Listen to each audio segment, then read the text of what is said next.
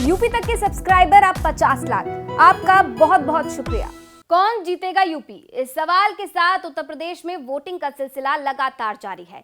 तीसरे चरण की वोटिंग अब 20 फरवरी को होनी है। ऐसे में जिन जिलों में वोटिंग होनी है वहां का सियासी समीकरण भी समझना काफी ज्यादा इंपॉर्टेंट हो जाता है। तो आइए इसी क्रम में जानते हैं औरैया जिले के बारे में। नमस्कार, आप देख रहे हैं यूपी तक और आपके साथ मैं हूं शिवानी गोस्वामी। औरैया जिले के अंतर्गत कुल 3 विधानसभा की सीटें आती हैं और सभी सीटों पर इस वक्त जो है बीजेपी का कब्जा है। औरैया सदर, दिबियापुर और बिथुना, ये 3 सीटें जो हैं औरैया के अंदर आती हैं।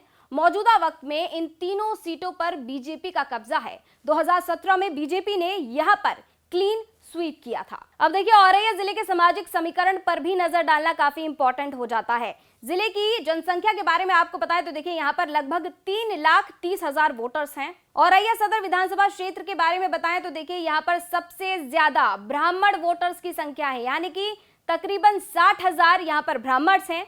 जाटव की बात करें तो देखिए 50,000 हैं। 25,000 यहाँ पर क्षत्रिय हैं, 14,000 लोध वोटर्स हैं और साथ ही साथ 18,000 यहाँ पर मुस्लिम वोटर्स हैं। दूसरी विधानसभा सीट यानी कि दिबियापुर विधानसभा सीट की अगर हम बात करें तो यहाँ पर सबसे ज्यादा जाटव वोटर्स की संख्या है। आंकड़ों में आपको बताएं तो यहाँ पर लगभग, आंकड़ों के हिसाब से आपको बताएं तो देखिए यहाँ पर 47,000 जाटव मतदाता हैं।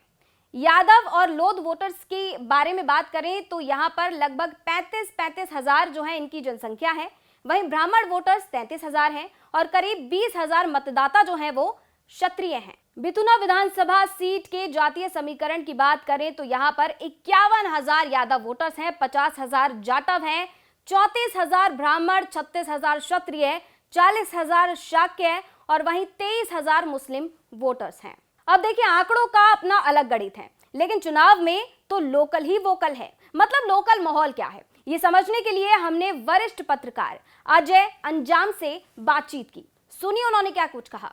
लेकिन एक पत्रकार की नजर से जब मैं देखता हूं तो कुछ अंतर तो पहले के समीकरणों में और इस समय के समीकरणों में 100% अंतर आया है। लोग विकासमूलक पहचान के हिसाब से वोट करना शुरू कर रहे हैं। लोग अपने व्यक्तिगत हित के हिसाब से वोट करना शुरू कर रहे हैं और जो जनपद में विकास की योजनाएं हैं उनको कौन नैया पार लगा सकता है, इस नजरिए से भी वोट करें। तो पुराने सारे समीकरण जो हमने 2017 में भी देखे थे, ध्वस्त हुए थे। काफी हद तक जातिगत समीकरण जो है वो जो राजनीतिक पंडित थे उनके आंकड़ेबाजी से बाहर निकल करके वोट हमको दिखाई पड़ा था, वही इस बार भी दिखाई पड़ेगा। लोग विकासमूलक सिद्धांतों पर और उस हिसाब से वोट देंगे, मुझे लगता है। अब पिछले विधानसभा चुनावों के नतीजों पर नजर डालें तो देखिए 2012 में औरैया की तीनों सीटों पर समाजवादी पार्टी ने कब्जा किया। तो देखिए 2017 की बात करें तो मोदी लहर का जादू जो है वो यहाँ पर भी नजर आया और बीजेपी तीनों सीट अपने कब्जे में करने में